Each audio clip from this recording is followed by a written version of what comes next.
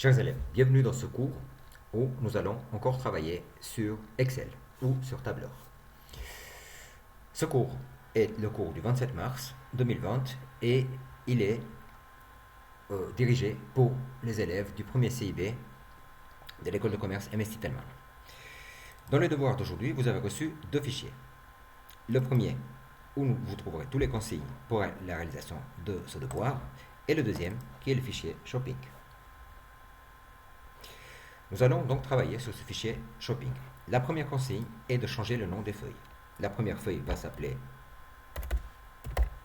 calcul et la deuxième feuille va s'appeler statistique. Je vous rappelle que vous pouvez double-cliquer dessus pour renommer une feuille. Il s'agit des courses que vous avez fait en ligne et pour lesquelles vous avez établi un fichier Excel où vous allez faire différents calculs.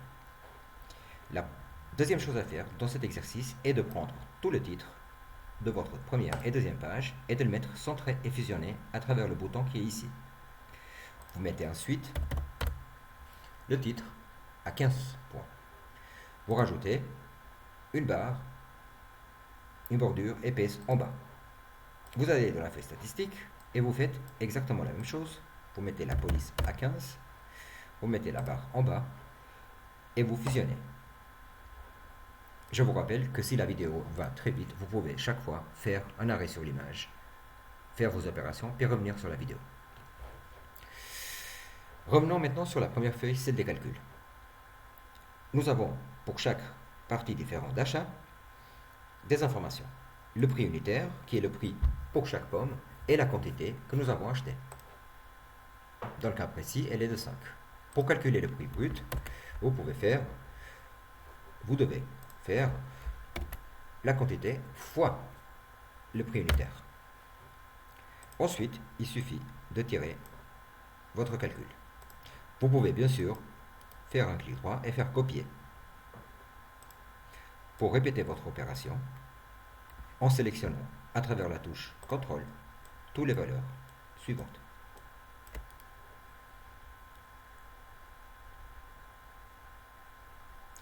Donc nous devons faire coller.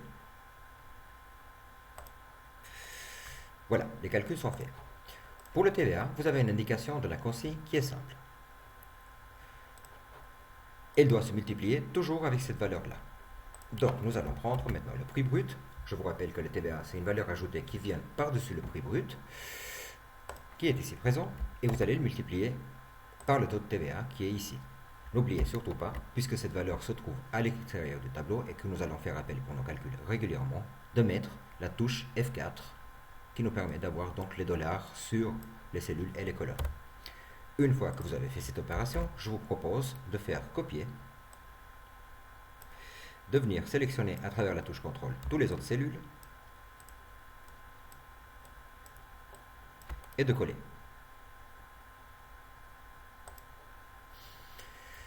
Voici le TVA. Le prix net, lui, il est constitué du prix brut plus le TVA. Je vous propose de faire exactement la même chose que tout à l'heure, de prendre les cellules et de les coller. Les formules et de les coller. La réduction est de 10%. Donc ceci est marqué dans les consignes, mais ici dans le tableau qui se trouve ici, elle est de 10% si nous avons acheté plus que 5 produits. Si nous regardons bien notre tableau, la quantité des produits, elle est ici. Elle est par contre de plus et de 20% si nous avons acheté plus que 6 produits. Par conséquent, nous allons faire ainsi. Je vais m'approcher pour que vous puissiez voir un tout petit peu plus précisément mes opérations. Je vais aller dans la réduction qui se trouve ici et je vais faire mon premier si. Si. Ici à l'intérieur, je vais lui dire que si le nombre de produits est plus grand que 5, dans ce cas-là, nous avons une réduction de 10%. Donc je vais pointer cette cellule sans oublier de faire F4 puisque elle est à l'extérieur du tableau et que c'est une référence absolue. Et nous allons le multiplier, donc ce 10%, par le prix avec TVA. Dans le cas contraire, le client, il n'a que 0 francs de réduction. Donc, il n'aura pas de réduction. Jusqu'à maintenant, tout va bien. Nous avons fait un si simple. Néanmoins, un peu plus bas, ils nous disent réduction pour plus de 6 produits, elle est de 20 francs. Nous avons fait une réduction qui nous permet de savoir quelles sont les personnes qui ne vont pas avoir de réduction. En effet, nous avons indiqué ici que ces personnes-là vont obtenir 10% de réduction et que les autres vont avoir 0% de réduction. Dans cette partie-ci, nous allons insérer notre deuxième si, puisque le numéro 6 produits qui ont été achetés est plus grand que le numéro 5. Donc dans cette partie-là, c'est dans cette partie-là que nous devons insérer notre si.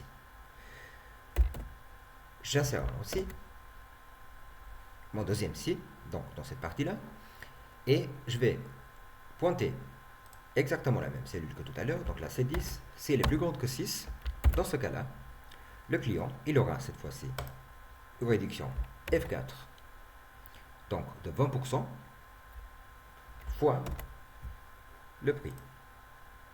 Dans le cas contraire, il aura les 10%, donc F4, fois le prix. Et nous fermons. Le 0 étant présent, nous avons aussi réglé le problème de ceux qui ont acheté moins de 5 produits. Voilà. Si jamais vous voulez revoir, je vous laisse voir les vidéos qui concernent le si double et que j'ai mis sur la chaîne YouTube. Néanmoins, je vous rappelle, je profite que je suis chaque fois présent pendant les permanences pour répondre aux questions. Je vais faire Enter. Et là, je vais pouvoir copier ma formule. Donc, je vais faire copier. Et je vais pouvoir sélectionner, toujours avec la touche CTRL, le reste des cellules qui sont concernées par les calculs. Nous avons maintenant les réductions qui s'annoncent d'une manière juste. 10% pour ceux qui ont acheté plus que 5 produits, et 20% pour les autres. Dans la colonne à payer, il paraît logique de enlever du prix net la réduction. Si elle est de 0, il n'y a pas de réduction. Par contre, s'il y a une réduction, nous allons voir un effet sur les calculs. Je vais encore une fois copier et coller dans les cellules qui contiennent des calculs.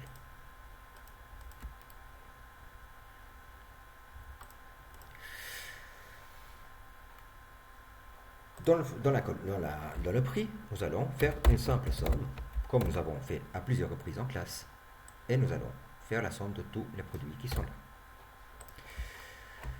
Voilà, chers élèves, cette première partie de cet exercice est déjà terminée. Je vous laisse regarder la deuxième vidéo qui retranscrit la deuxième partie de notre exercice.